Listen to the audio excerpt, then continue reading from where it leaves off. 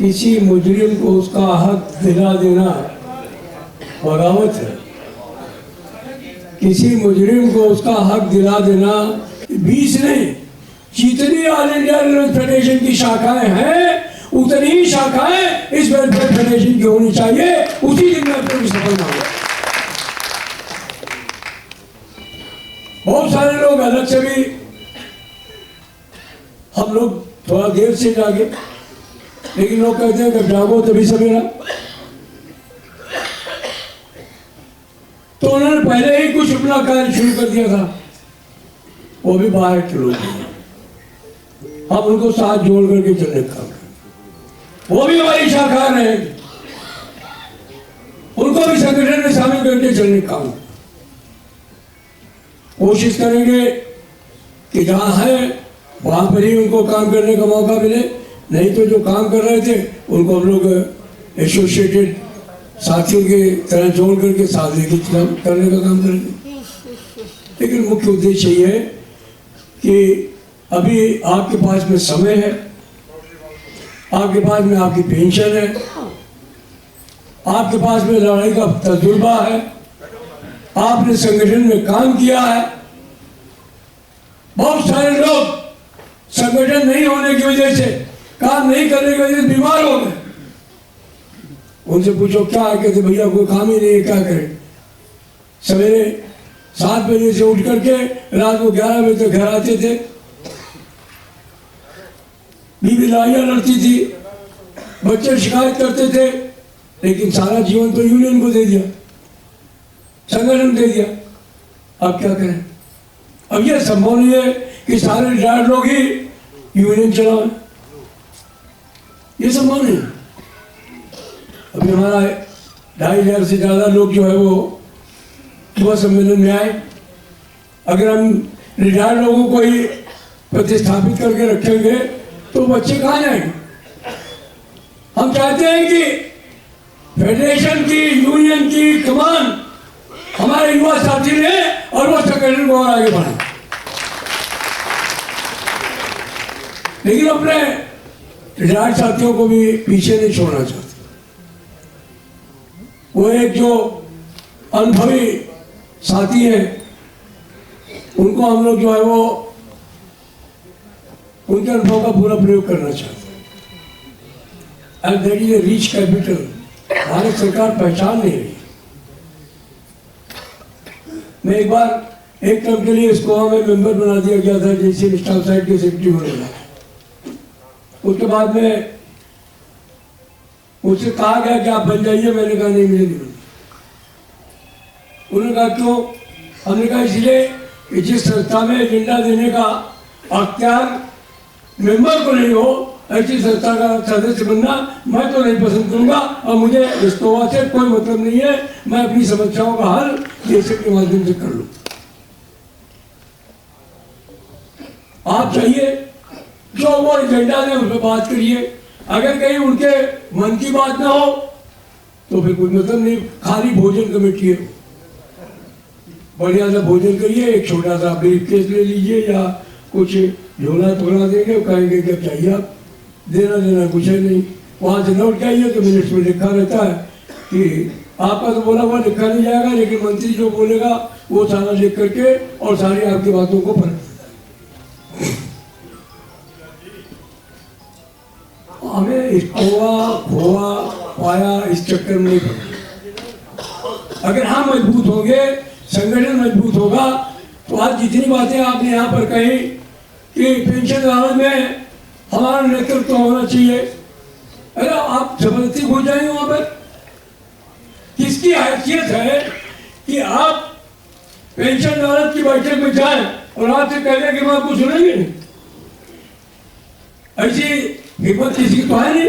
और फिर यहाँ आपने काम किया है, देखिए प्रत्येक सिंह निरुका जी हमारे बच्चे में मंडल अध्यक्ष से, यही साथी हमारे जो है वो जो राज जी है, हमारे कितने साथी यहाँ हैं, कमल बैठे हुए मंडल अध्यक्ष थे, दादा देखिए आ गए हैं मुस्कुराते हुए, कहीं लगते ही नहीं है कि रिटायर हो गए हैं।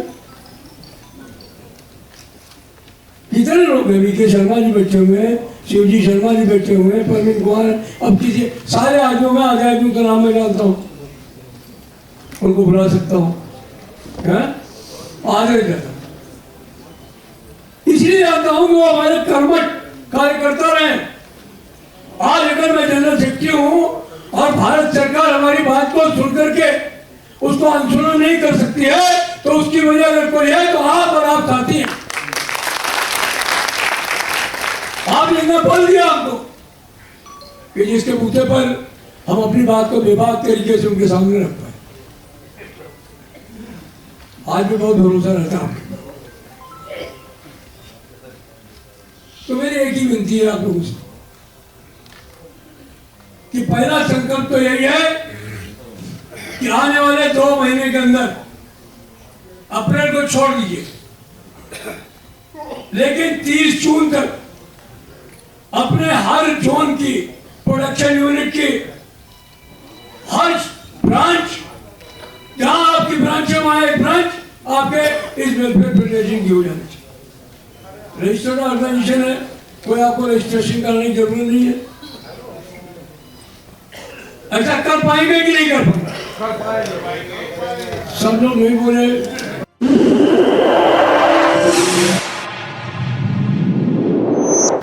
कर पाएंगे ना? करेंगे ना? ये करना। दूसरी बात यह है कि डॉक्टर भैया कहते थे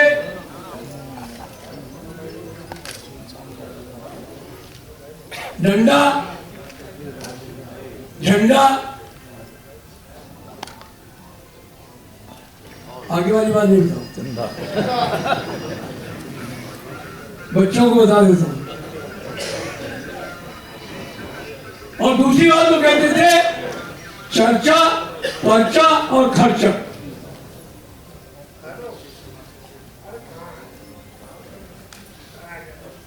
भाई आपको चर्चा करनी है तो कोई पर्चा छापना पड़ेगा कि नहीं? अपनी बात को आप रखेंगे नहीं और पर्चा छापेंगे तो कुछ पैसा लगेगा कि नहीं लगेगा? लगेगा ना? तो उसको इकट्ठा करना होगा। अब हमने 300 रुपये चंदा कर दिया तो सुबह शाम तक हमारे साथी लोग हमसे बगावत करने लगते हैं, कहते हैं बताइए आपने 300 रुपये चंदा कर दिया। अगर हम 300 रुपये साल में नहीं दे सकते अपनी संस्था को, तो उन संस्था को जीवित कैसे रखें? हम चाहते बहुत बड़ी बड़ी बातें हो जाए, इसमें कोई गुंजाइश नहीं है।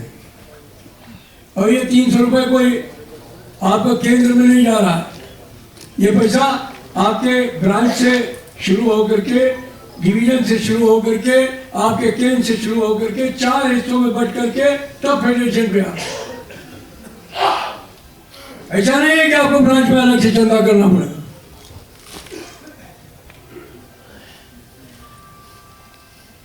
हमने 5000 रुपये रख दिया लाइव मेंबरशिप का, एकदम भूचाल आ गया। तब ने कहा ये तो नहीं हो सकता। मैंने कहा 4000 कर लो यार, ये भी बहुत ज्यादा है। हमने कहा 3.5 कर लो, ये भी बहुत ज्यादा है। फिर मैंने कह दिया अच्छा 3 से तो कम पे मैं मानूंगा ही नहीं। तब वो बड़ी मुश्किल से 3000 रुपये छपा है। अब मेरी विनती है आपसे कि आने वाले 6 महीनों के अंदर कोशिश करिए कि जो भी मेंबरशिप है आपकी, उसको जो है वो आप पूरे तौर पर आधी मेंबरशिप कम से कम लाइव मेंबरशिप होनी चाहिए। होनी चाहिए नहीं होनी चाहिए? उस पर ही आप बताइए, सरोज जी आप बताइए, मैडम सतवंत कौर आप बताइए, होनी चाहिए ना? क्या प्रॉब्लम है? एक बार 3000 रुपए दोगे, हर बार झंझट बच जाएगा और ईश्वर की दया है 100 साल तो हम लोग जिएंगे।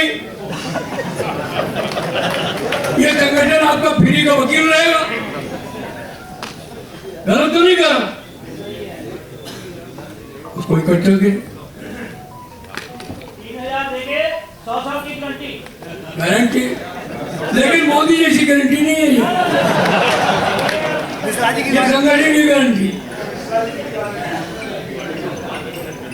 यार मैं तो भूल ही गया। देखिए आशीष शर्मा बोल मिल जाता भाई, हम लोगों को आपका सम्मान करना चाहिए था। हमारे फेडरेशन के उपाध्यक्ष हैं यहाँ पे बुला करके, बल्कि आरपी गुप्ता का भी करना चाहिए था।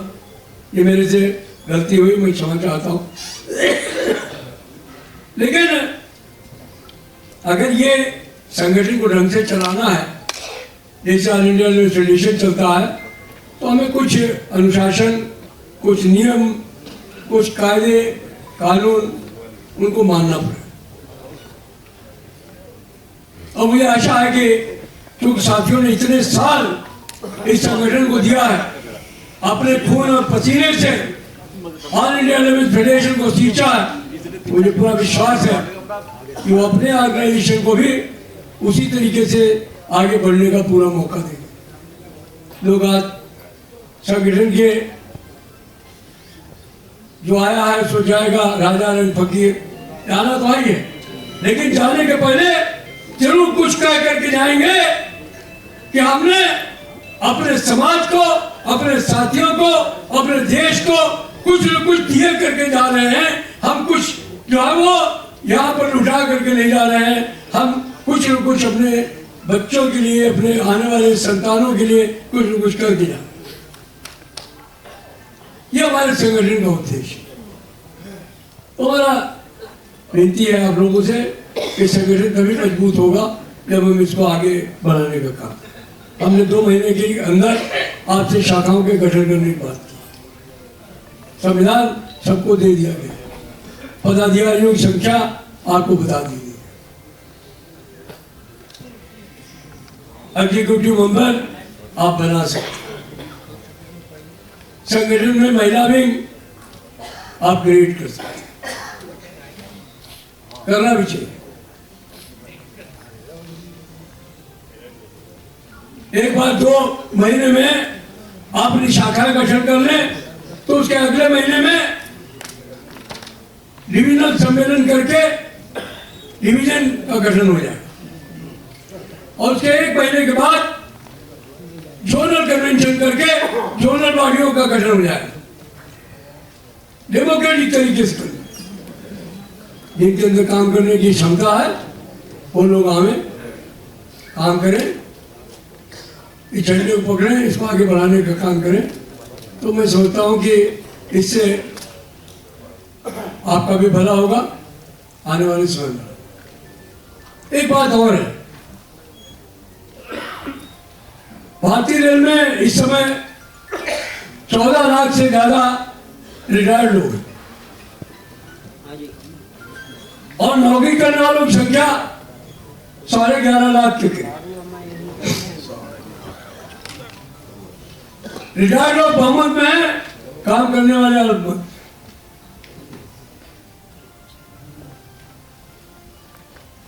अगर आप और आपके परिवार को जोड़ा जाए और नौकरी पेशा लोगों को भी जोड़ लिया जाए, तो मैंने एक हिसाब लगाया था, करीब 2 करोड़ से ज्यादा लोग हो जाते हैं। कुछ रिश्तेदार और दोस्त जोड़ लिए जाए तो ये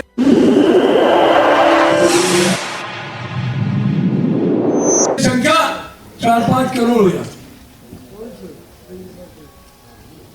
but we are not a pressure group, हमारा कोई दबाव ही नहीं है। ऐसे मनमानी सरकार है और मनमानी करती जा रही, मुझे पूरा विश्वास है। अब आपके ऊपर कोई सर्विस कंडक्टर तो लगेगा नहीं, और मुझे पूरा विश्वास है कि हम लोग कोई गैर कानूनी हरकत भी नहीं करेंगे। इतनी तो करेंगे कि हमें प्रोटेस्ट करने का राइट है। अगर आपने 144 लगाया तो हम 144 तो तोड़ेंगे, 144 तो तोड़ेंगे, उसके कोई प्रॉब्लम नहीं है। लेकिन हम कोई उग्रवादी गतिविधि में शामिल नहीं होंगे।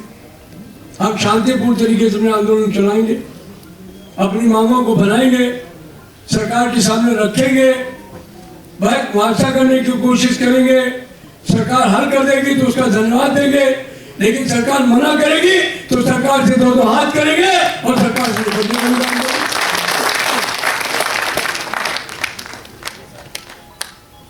ये काम अगर हमारे रिटायर्ड साथी अपनी शक्ति का परिचय दे दें तो मुझे लगता है कि सरकार को हिलाने में बहुत ज्यादा समय नहीं लगेगा।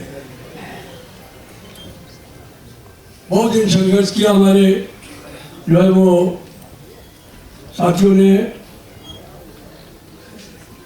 जो कि हमारे रिटायर्ड सैनिक थे। हालांकि उनकी मांगे पूरी अभी तक नहीं हुई, लेकिन अल्टीमेटली वो विषय राजनीतिक हो गया और सरकार को वन रैंक वन पेंशन की बात कहनी पड़ी। अड़चने अभी भी हैं उसमें, लेकिन सरकार झुकी तो किसान आंदोलन के सामने सरकार झुकी या नहीं झुकी? तो आपको क्या प्रॉब्लम है? अब तो लड़के बच्चे भी कोई किसी के विदेश में है, किसी के देश में है, घर के अपना चटाई उठा करके सिर्फ जंतर मंतर पे बैठने की जरूरत है, अपनी ताकत दिखाने की जरूरत है। अगर इस 14 लाख में खाली 50,000 मन बना ले कि हमको जंतर मंतर पर बैठे रहना है, तो यह सरकार संसद से निकल करके जंतर मंतर आ करके घुटने के बल बैठ करके आपकी मांगी मान करके जाए।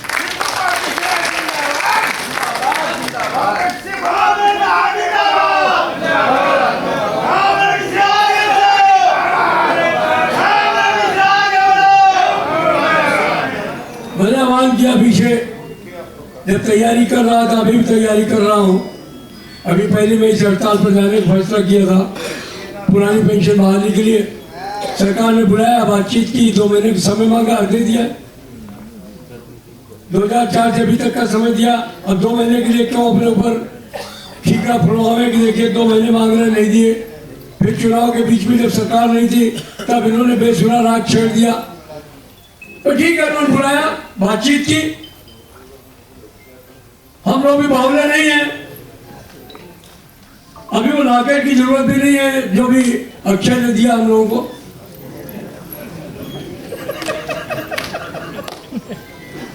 सरकार में बैठे हुए कुछ लोगों को जरूरत है उसकी। वो रिटायर नहीं हुए हैं, लेकिन उनका खोपड़ा फिरा हुआ है, वो समझते नहीं है चीज। मैं इसका इस ताबीज को उनको देने की कोशिश करूंगा। इधर में अपना डाटा फीड कर लीजिए, किसी दिन जरूर तुम कहीं जो है वो सड़क पे, वो रात के टाइम तो बहुत सारे लोग पी करके गिर जाते हैं, लेकिन वो बिना पिए गिर जाए। पद का नशा है, तो उसके लिए भी उनको बात करूं। लेकिन ये जो समस्या है हमारे सामने, मैं समझता हूं कि इसको गंभीरता से समझने की आवश्यकता है। ये हमारा प्रथम सम्मेलन है, हमें गर्व है इस बात का कि 100 साल ऑल इंडिया फेडरेशन के जो थे वो सतत संघर्ष के वर्ष थे, और आज जब हम 100 के बाद वाले शताब्दी में प्रवेश कर रहे हैं तो भी संघर्ष के साथ ही शुरू। और इस संघर्ष में हमने अपना एक और संरक्षक आशीर्वाद देने के लिए अपने साथ खड़ा कर लिया है, आप तमाम साथियों के रूप में। ये हमारी सबसे बड़ी उपलब्धि है, मैं तो यही।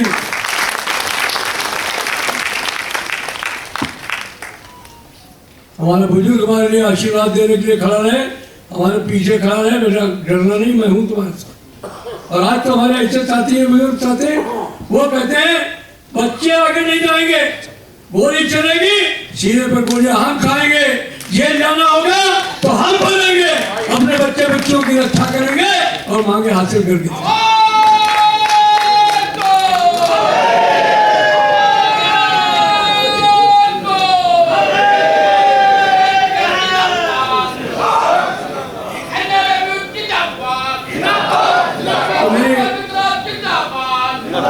अभी तक बड़ाई है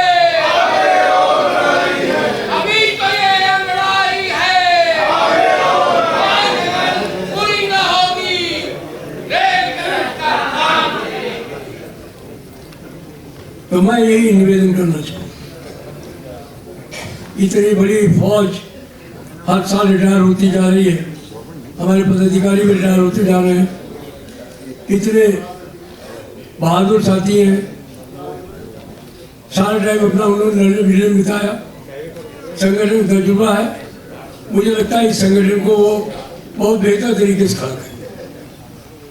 और मुझे पूरी आशा है 6 महीने हमको लगेगा इस ऑर्गेनाइजेशन को खड़ा करने में, और 6 महीने के बाद ये हमारा रिटायर्ड पेंशन वेलफेयर एसोसिएशन उस जलवा दिखाने की स्थिति में होगा कि देश की सरकार आपके नाम से कांपेगी, आपको बुला करके समझौता करने की बात करेगी। निर्धारित तो खाली हम एफएमए के लिए उनसे रोने के लिए जाएं, वहां कह देते हैं हाँ हाँ बिल्कुल एकदम बढ़ने वाला है, और सबका ही नहीं, इसी जैसे मीटिंग में तो इस पर चर्चा नहीं होती, लेकिन एनसीजेएसएम में स्टैंडिंग कमेटी में पूरे तौर पर एक्सेप्ट करने का बस एमएफए में तो बढ़ने वाला है, और हम भी आपको कहते हैं भाई इसी बात कही गई है, मिनट शुरू किया है। आप बताइए कितनी बेईमानी है, कम्युनिकेशन के मामले में एकदम तय हो गया, कहा गया कि फाइल जो है वो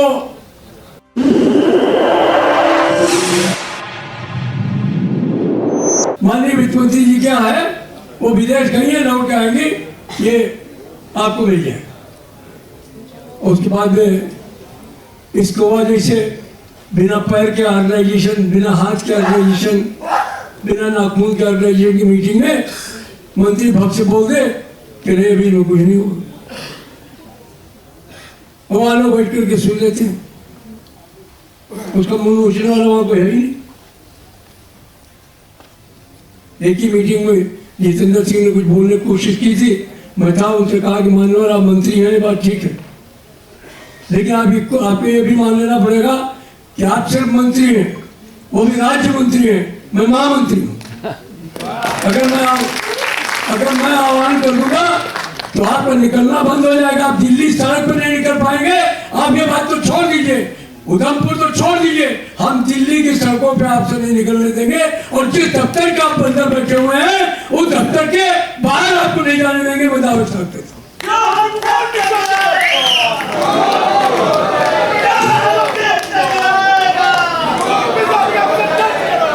मालूम मामला क्या था, ये जो 5 डेज वीक है उसको वो 6 डेज वीक करना चाहते। सरकार आई थी, दिमाग खराब हो गए, बहुत दम हो गया, हम जो चाहे कर सकते हैं, फौरन हुक्मनामा तैयार हो गया, तो लोगों का ये तो गजब हो जाएगा, निकालते सब बेचारे सेंट्रल सेक्रेटरी वाले लोग हैं, और डीओपीटी वाले ने कहा कि तो देखो क्या गड़बड़ कर रहे हैं, उन्होंने फाइल के ऊपर भी लिखा कि आप डीसी जैसे वो एनसी जैसे से बात किए हुए, स्टैंडिंग कमेटी से बात किए हुए, स्टाफ सेक्रेटरी से बात किए हुए नहीं कर सकते, क्योंकि जब इसको लाया गया था तब उनके साथ पूरी बहस हुई थी, 2 महीने तक ये मामला हल नहीं हुआ था, और फाइनली जब उनसे एग्रीमेंट हुआ तभी ये लागू हुआ। तो आप इसको खत्म कर रहे हैं, उनसे बात करनी पड़ी, लेकिन खोपड़ी खराब थी। जब मैंने उनको कह दिया, हमने कहा कि माननीय जितेंद्र सिंह जी आपको नहीं गिरवाऊंगा, वो जो सामने साउथ ब्लॉक है वो हमारे प्रधानमंत्री जी बैठते हैं, खाली महिला कर्मचारी जो काम करती है साउथ ब्लॉक और नॉर्थ ब्लॉक की, उनको ही सिर्फ कहूंगा कि आज प्रधानमंत्री जी को घर नहीं जाने देना है, यहीं पर फैसला करना है। आपको बता देगा तुम्हारा प्रधानमंत्री नौकरी से बाहर कर देगा, तुमको कह देगा तुमको मंत्री नहीं रहना। वो अपनी पूरी उत्पादकता दे रही है, पूरा काम कर रही है। आप चाहते हो कि एक दिन उनको अपने बच्चों को, बहुओं को, सास को, और पति देव तो एक सबसे बड़े बच्चे होते हैं, सबको मालूम ही होगा, संभालने में मौका मिल जाता। अब एक दिन आपको खल आ गई, एक दिन एक क्यों नहीं रहेंगे। अल्टीमेटली वो बात खरब की आवाज को कार्य खुला समझो, वो प्रधानमंत्री जी तक पहुंच गए, उन्होंने कहा बिल्कुल ठीक है, हम इसको लागू नहीं लागू। वो कागज कहाँ हवा हो गया पता ही नहीं। तो आपकी ताकत कुछ बात वो आपको समझना पड़ेगा। आप हनुमान जी हैं, हनुमान जी कहा ना जब था, किसने कहा था? जहां मंत्र ने कहा कि जहां मंत्र का सुर हनुमाना, का चुप बैठ रहे हो बलवाना। आप तो बहुत बलवान है, आप खामोश होकर बैठे हुए हैं। तो आप लोग भी उन्हीं की तरह हैं, आपको सिर्फ याद दिलाने की आवश्यकता है। आज ये अच्छा मौका है, साथी एसपी सिंह काफी मुझसे इसके साथ लगे हुए हैं, त्यागी जी, पाठक जी का इनके साथ पूरा जुगलबंदी है और मुझे पूरी आशा है इस आंदोलन को हम लोग बहुत आगे बढ़ाएंगे। माननीय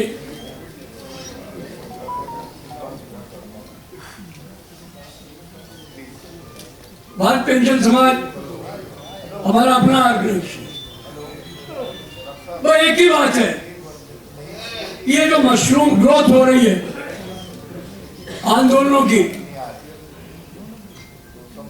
पहले जो है वो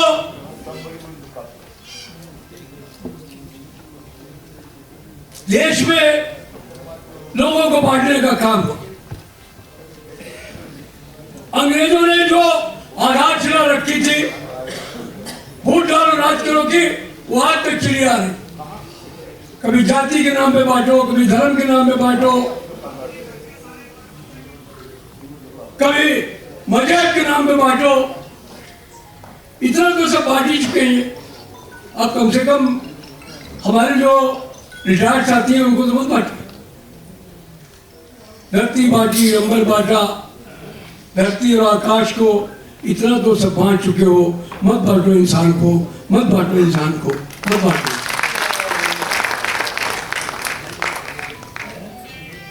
हर चीज वोट की वेट कर जाती है, तो हमारा कोई वोट का झगड़ा नहीं है, लेकिन ये झगड़ा जरूर है कि जो हमारी समस्याएं हैं, मूलतः सोशल सिक्योरिटी हमारी एक समस्या है। सरकार सोशल सिक्योरिटी की बात जरूर करती है,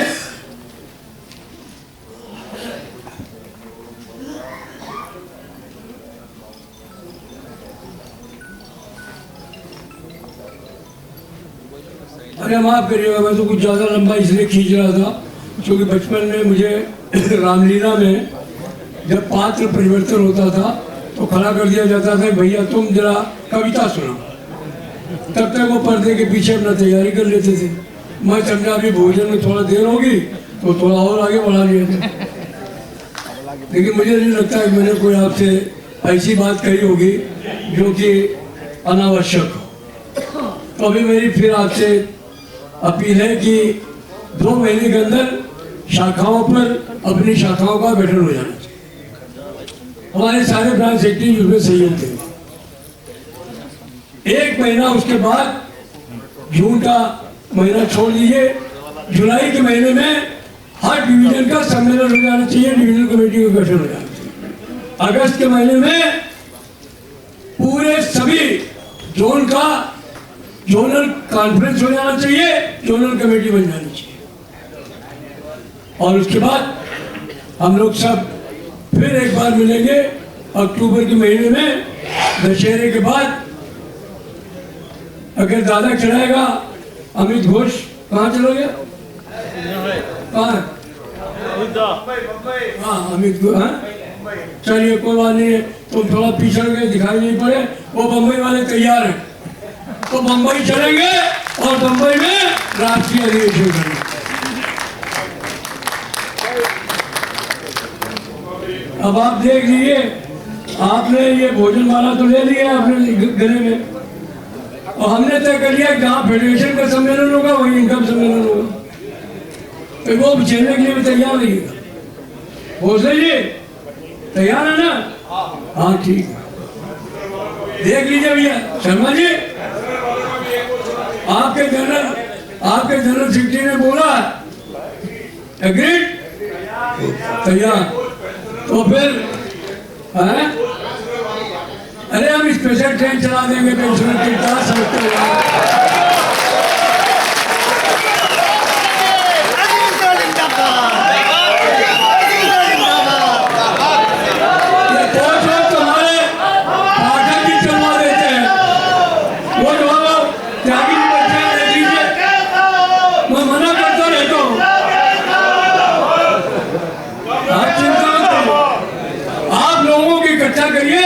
हम इस प्रोजेक्टर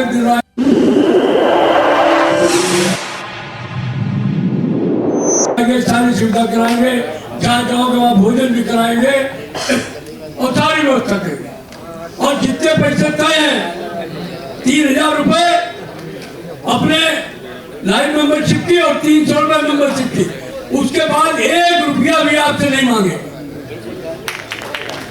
रोज जो लोग खड़े रहते ना पर्ची लिए, वो नहीं होगा था।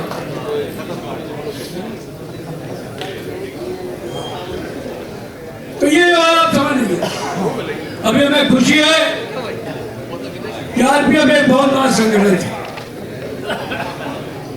2 मिनट और दे दीजिए। आपको शायद पता होगा कि ये पहले रेल में वाचन वार्ड डिपार्टमेंट होता था। आरजी शर्मा जी 2 मिनट हमारी बात सुन। ये 36,000 लोग होते थे हिंदुस्तान में, और ये सब हमारी यूनियन के मेंबर होते थे, आईएफ के मेंबर। बड़ा मजबूत संगठन था। लेकिन देश आजाद हो गया। देश की आजादी के बाद कांग्रेस पार्टी ने अपनी कोख से एक बच्चे को जन्म दे दिया। उस बच्चे ने रेल बोर्ड से समझौता कर लिया कि इनका नेगोशिएशन राइट, यूनियनाइज होने का राइट समाप्त कर दिया जाए। ये किताब है आपके सामने, आज मैंने दी है, इसको मैंने शाया किया है। कुल 25 रुपए इसकी कीमत है अभी कुछ दिन तक। तो वैसे तो मैंने कल सबको फ्री में दे दी, मैं मालूम नहीं था कितनी बच्ची होंगी, नहीं तो आप सबको भी फ्री में दे देता। करेंगे क्या? पैसा आप देते हैं, तेरा तुझको अर्पण क्या लागे मेरा? मेरे को क्या चाहिए? मेरे को तो सिर्फ आपका प्यार चाहिए, बुजुर्गों का आशीर्वाद चाहिए, इनका सबका श्रेय चाहिए। वही हमको जिंदा रखेगा, वही आगे बढ़ाएगा। बहुत चीजें झेली, लेकिन सिर्फ आपके प्यार ने इस तरीके से खड़ा किया। लिखा उसके अंदर कि किस तरीके से भुसावल ने गद्दारी की और किस तरीके से जो है वो हमारे इस वाचनवाल जो हमारे मेंबर होते थे, बाद में हमने फिर लड़ाई लड़ी उनके साथ मिल करके, उनको मान्यता मिल गई,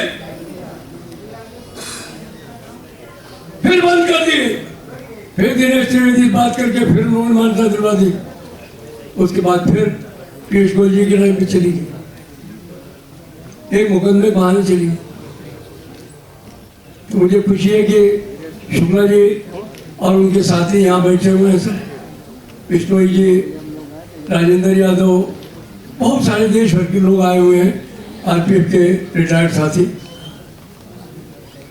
उन्होंने बहुत संघर्ष किया,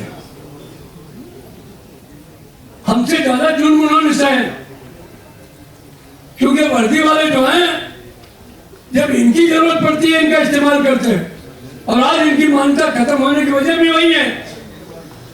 ये नहीं है, इन्होंने आईपीएस के खिलाफ मोर्चा खोला और अपनी मान्यता गंवाई। नाजायज तरीके से उन्होंने ये काम किया, अनैतिक काम किया। लेकिन इन लोगों ने, खासतौर पर शुक्ला जी ने और उनके साथियों ने मिलकर के राष्ट्रीय स्तर पर अपना एक रिटायर्ड आरपीएफ के लोगों का संगठन बनाया, मजबूत संगठन। जब हमने उनसे बात किया, हमने कहा कि अगर हम लोग मिल जाए तो उन्होंने कहा इससे अच्छा क्या होगा। तो हम लोगों ने निर्णय ले लिया कि आरपीएफ का जो संगठन है वो पूरे तौर पर इस हमारे ऑर्गेनाइजेशन का एक हिस्सा होगा। आप इसके पदाधिकारी भी होंगे।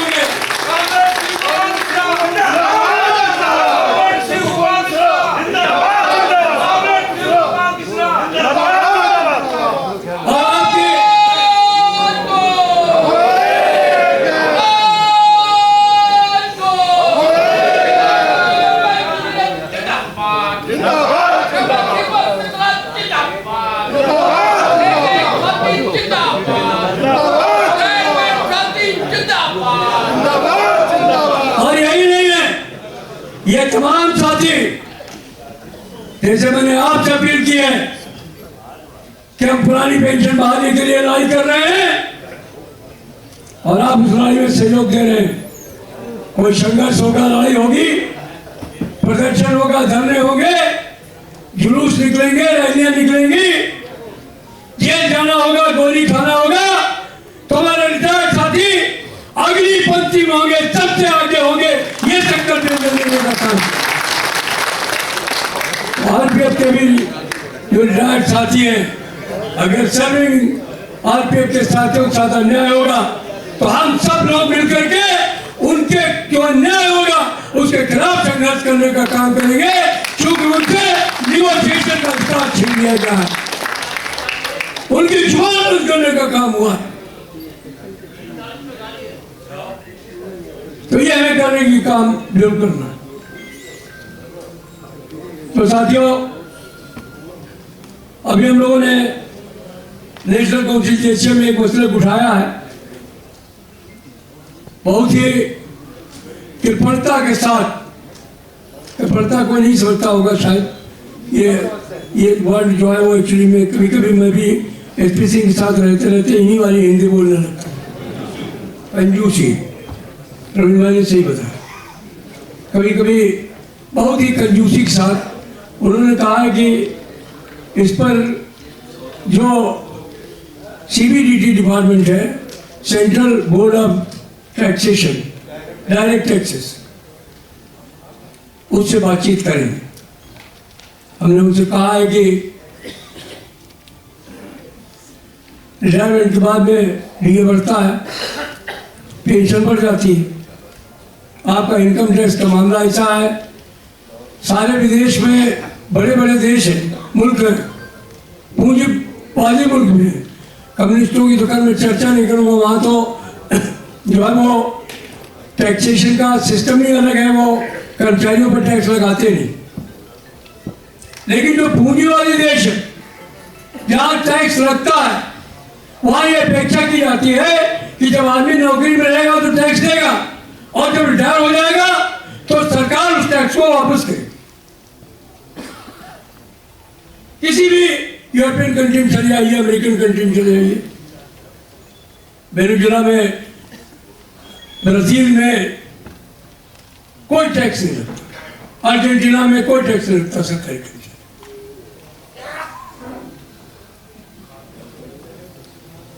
रशिया में कोई टैक्स नहीं लगता।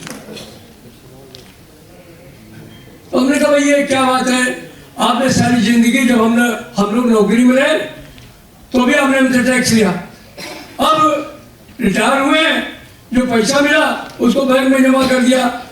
आप पहली बात तो कोई ना कोई बीमारी खा जाती है उस पैसे को, जो रिटायरमेंट के बेनिफिट होते हैं, या फिर कोई बिटिया शादी के लिए रह जाती है तो उसका हाथ पीछे करने में चला जाता है। लेकिन अगर मान लिया किसी आदमी ने कंजूसी करके कुछ पैसा जमा कर दिया बैंक में, तो हर साल आप उस पर डीटीएस लगा देते हैं।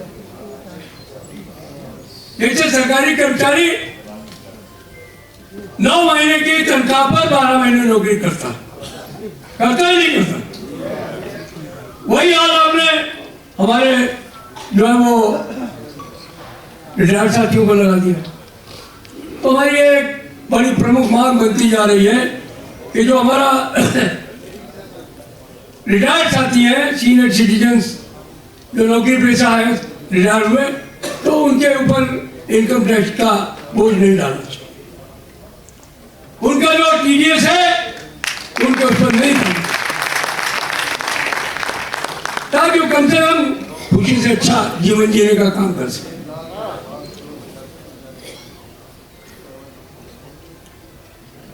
सरकार का तो कुछ मंशा समझ नहीं आता, अपने लिए तो सरकारी पेंशन लेंगे, खजाना पेंशन लेंगे, हमसे कहेंगे आपकी जो पेंशन है वो जो है वो आप बाजार से लीजिए, हमको बाजार के वाले करेंगे। तो ये सब चलने वाला है। अभी रिपोर्ट आने दीजिए, उसके बाद में ऑल इंडिया रिलीफ फेडरेशन अपने तमाम साथियों के साथ जो joint forum of restoration of old pension scheme बना है, उनको मिल करके बैठ करके तय करेगा कि आने वाले समय में हमें क्या निर्णय लेना चाहिए। और अगर वो कुछ कर देते हैं बेसिक पे का आधा पैसा हमको दे देते तो कोई बात नहीं, हमको किसी डॉक्टर ने तो बताया नहीं कि तुमको हड़ताल जब करनी। हम हड़तालों के इतिहास पढ़ते हैं, कुछ हड़तालों को हम लोगों ने देखा भी है, उनका कितना खामियाजा हमारे साथियों ने भुगता है। हम जानते हैं मधुकर नृत्य जैसा मंत्री नहीं आता तो 86,000 लोगों को जॉब नहीं मिलता। तो भगवान की दया थी कि मैडम इंदिरा गांधी पागल हो गई, उसने इमरजेंसी लगा दिया। इमरजेंसी लगने के बाद में सरकार पलट गई, तो फिर उसको नौकरी से निकालने का मामला भी पलट गया। अभी हमारा सोच है कि उसको करें। बाकी जो आपकी समस्याएं हैं वो तो हल होंगी। मैं तो अक्सर मीटिंग में एक दिन कैबिनेट सेक्रेटरी साहब कह रहे थे कि आप जो है वो हर समय इतना रूट क्यों हो जाते हैं, अधिकारी लोग को शिकायत करने लगे आपकी। हमने कहा मैं क्या करूं, मैंने प्रिय गुप्ता का इतिहास पढ़ा, लेकिन अब आप वो कर नहीं सकते मेरे साथ, तो मैं भी रिटायर हो गई।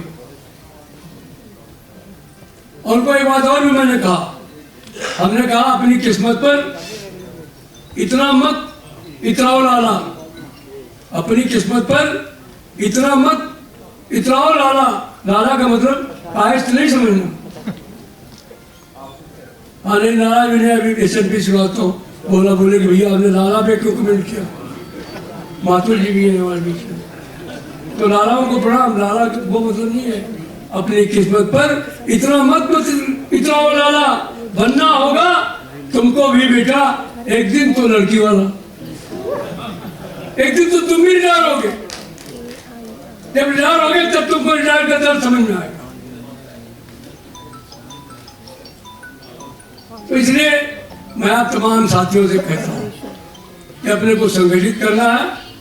आज के इस पहले कन्वेंशन में जो संकल्प मैंने आपके सामने रखे हैं उनको समय के रहते हुए पूरा करना है और बराबर उसको रिव्यू भी करना। एक छोटी कार्यकारिणी, एक कोर कमेटी, ये सब बना करके इस आंदोलन को एक पूरा मूवमेंट बना देना। और उस मूवमेंट में मुझे पूरी आशा है कि खाली हम अकेले नहीं होंगे, उसमें भारत पेंशन समाज भी शामिल, माहेश्वरी जी भी शामिल होंगे और भी दूसरे संगठन बने, NCCPA है, AIRRF है, हम सबको आह्वान करेंगे। क्या ये मैदान है, लड़ने का मैदान है। वही जो मैंने कहा था कभी अखड़ा बाजार में लिए लकुटिया हाथ जो कर जा रहे आप ना चले हमारे साथ। और यही नहीं,